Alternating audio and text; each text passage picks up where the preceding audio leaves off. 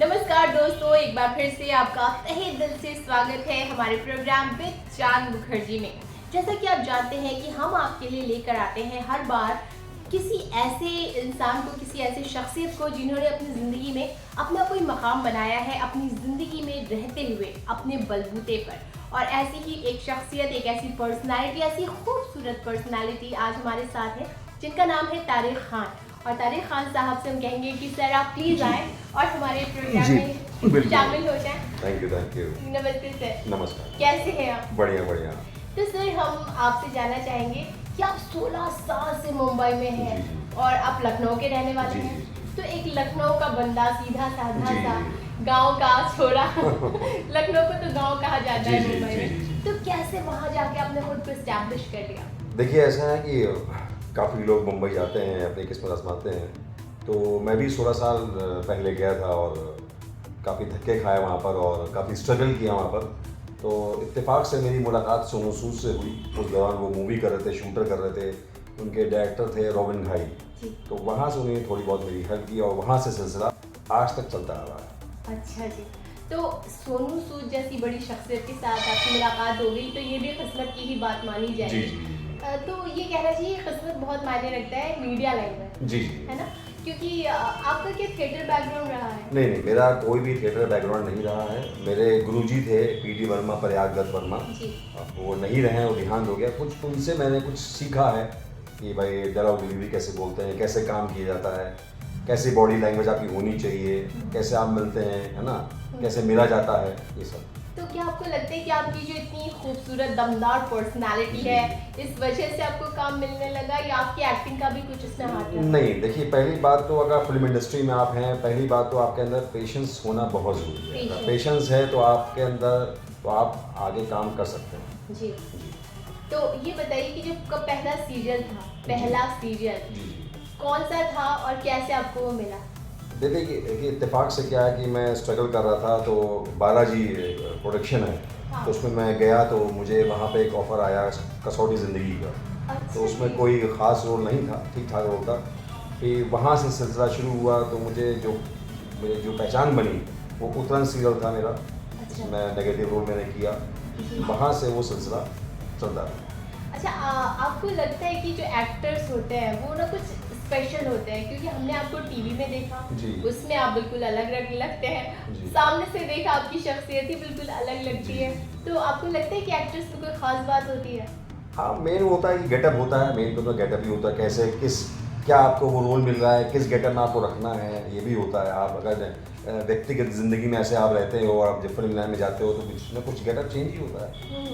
तो सर हम ये जानना चाहेंगे कि फैमिली से आपका कैसे सपोर्ट रहा, क्योंकि आप एक मुस्लिम फैमिली से हो, तो वहाँ तो हमें नहीं लगता कि इतना ज़्यादा इसको, और वो भी लखनऊ जैसी जगह से। देखिए, हमारी मदर ने मुझे बहुत सपोर्ट किया। जब मैं गया था तो उन्होंने कहा भाई स्ट्रगल करो, है ना, और मेहनत करके ही आदमी सफल होता है, ऐसे सफल हो नहीं जाएगा।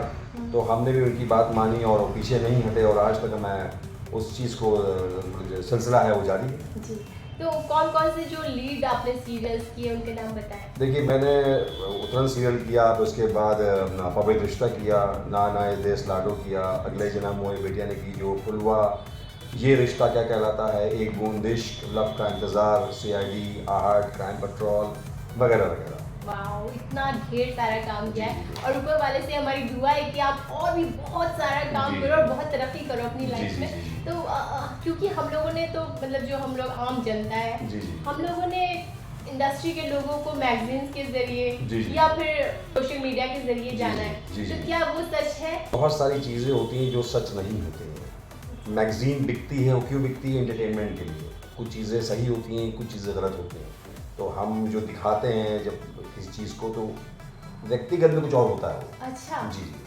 हाँ, तो सर हम ये जानना चाहेंगे कि क्या आपकी शादी हो गई?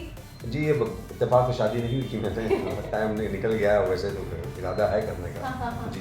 तो आपको लगता है कि शादी नहीं हुई तभी आप 16 साल स्ट्रगल कर पाए? नहीं, ऐसा कुछ नहीं है। आदमी शादी कर लेता है, अपने शुरू में शादी कर लेता है, ऐसा कुछ नहीं है। वो शादी से कोई ताल्लुक नहीं है। आपके अंदर टैलेंट होना चाहिए, प्लस मैंने आपको बोला है कि पेशेंस ज़रूरी है इस लाइन में। जी हाँ। अच्छा, जो लोग स्ट्रगल कर रहे हैं अभी मुंबई जाने की सोच रहे जी। हैं या जो मुंबई में होंगे जी, उनका जी। तो हम नहीं कह सकते, जी, जी। लेकिन जो सोच रहे हैं कि चलो मैं देखने में बड़ी सुंदर जी, लगती हूँ जी। या मैं देखने बड़ा खूबसूरत जी, हूँ, जी, जी। हैंडसम हूँ, मैंने जी, जी। बॉडी बना रखी है तो मुझे जी, जी। बॉम्बे जाना चाहिए, जी, जी। तो क्या आप कहेंगे ऐसे? देखिए, मैं उनसे यही कहना चाहता हूँ कि अगर आप जा रहे हैं तो आपकी तलवार में धार होना चाहिए, आपको एक्टिंग आना चाहिए, जी। प्लस सपोर्ट होना चाहिए मुंबई में रहने के लिए, है ना? और पेशेंस जो मैंने आपको पहले ही बोल चुका हूँ, वो होना बहुत ज़रूरी है। अगर वो है तो आप रुक जाएँगे, वरना आप जो है नहीं कर सकते फिल्म इंडस्ट्री में काम। तो सर आपका कोई ऐसा डायलॉग या ऐसा कोई कैरेक्टर जो आपको करने में लगा हो कि ऐसा तो मैं बिल्कुल ही नहीं हूँ, मैं कैसे कर पाऊँगा इसको?